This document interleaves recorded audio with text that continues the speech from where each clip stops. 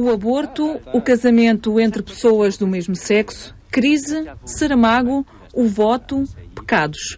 São alguns dos temas que não ficaram indiferentes à opinião do padre Gonçalo Portocarrero de Almada. Não vira as costas ao debate e não esconde o gosto por temas que têm gerado polémica.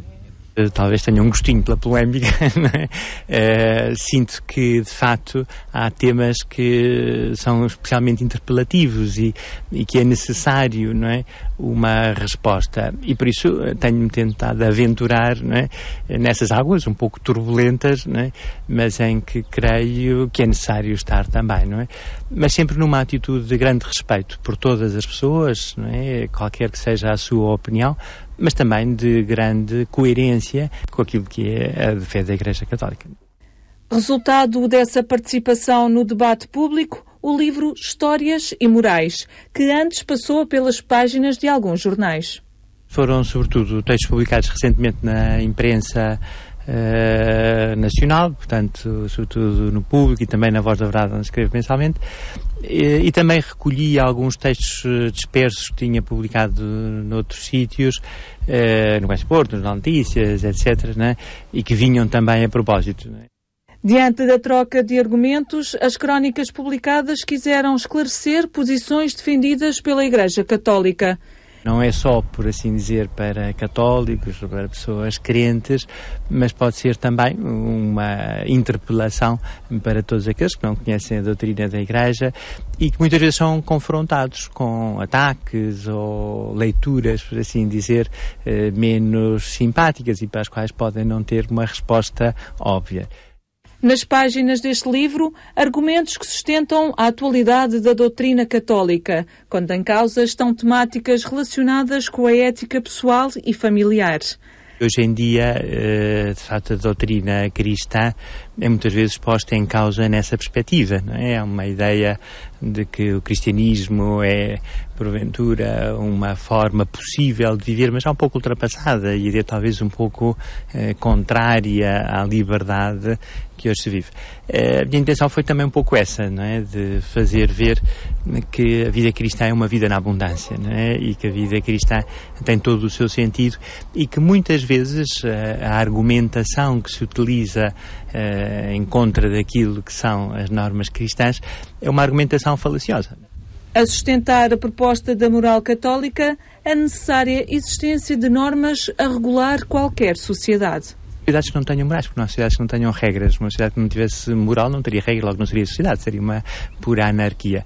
Há talvez sim um certo desviar, não é, de alguns temas que são essenciais para outros que não são talvez tão importantes, não é? Basta pensar que não há muito tempo pessoas que se escandalizaram com as imagens de uma senhora que abandonou o gato, não é, na lixeira, não é? E se calhar essas pessoas são insensíveis à fome no Sudão ou a tantas crianças que não chegam a nascer, não é? A Igreja sempre será uma voz diferente, não é? Porque é uma voz que responde a um apelo sobrenatural e não podemos deixar de o reconhecer.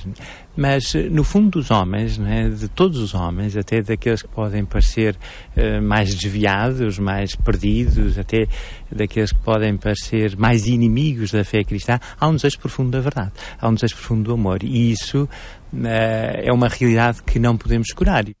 E quando problemas do cotidiano sugerem desistências, o autor do livro assume o dever de desafiar a excelência.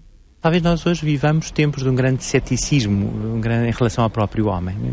E por isso uma solução que é sem dúvida uma solução ideal, mas que não é uma solução fácil, porque a vida cristã é uma vida que aponta para um ideal de grande perfeição, mas de grande excelência, de grande entrega. Muitas vezes as pessoas desistem, porque não acreditam nas capacidades que o homem tem. Eu acho que é necessário recordar isso, que o homem de facto pode e deve alcançar uma excelência para a qual ele está chamado, e para a qual tem também os meios, nomeadamente através daquilo que a Igreja lhe pode proporcionar. Propostas que percorrem os textos onde a ironia é um recurso literário constante.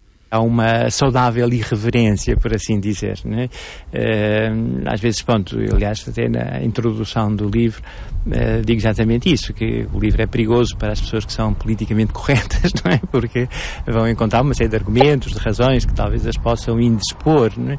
Mas acho que é preciso fazer um certo uso da ironia, fazer um certo uso, enfim, do humor, precisamente para isso, não é com um sentido frívolo ou mera publicidade, por assim dizer, mas para, enfim, abalizar uma desconstrução conceptual que é necessária para reencontrar o sentido das próprias causas, não é? E das próprias instituições, não é?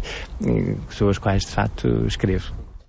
Histórias Imorais, um título que pretende de forma frontal afirmar a perspectiva ética do catolicismo nas sociedades atuais.